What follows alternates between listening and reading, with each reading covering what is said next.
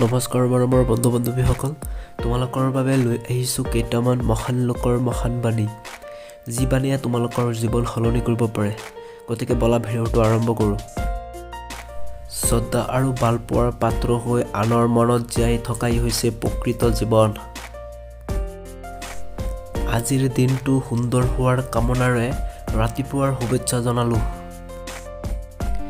নিজৰ জীৱনটো কাৰোবাৰ লগত তুলনা নকৰিব, কাৰণ চন্দ্ৰ আৰু সূৰ্যই দুয়োটাই পোহৰ দিয়ে, কিন্তু তুলনা নহয়।